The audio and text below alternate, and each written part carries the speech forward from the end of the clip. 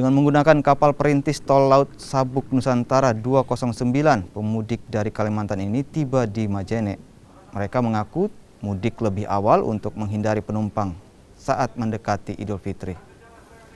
Selain itu, mereka memudik lebih awal agar bisa cepat berkumpul bersama keluarga di kampung halaman.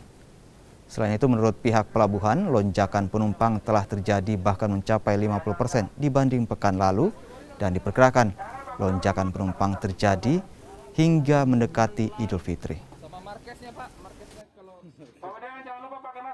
Dari Kalimantan.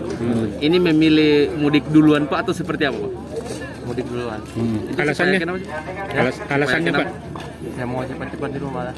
Supaya tidak padat juga Pak ya? Cepat-cepat istirahat di rumah. Oh begitu. Ini tujuannya kemana Pak? Wono. Oh Bono, orang Bono. Berapa orang Pak? Sendiri. Seperti apa Pak? Penumpangnya ada lebih 200. Kemarin juga ada 100 lebih.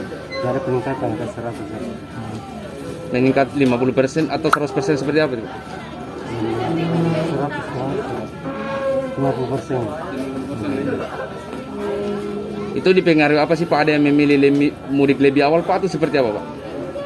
Ya kalau masalah itu namun terserah dari penumpangnya.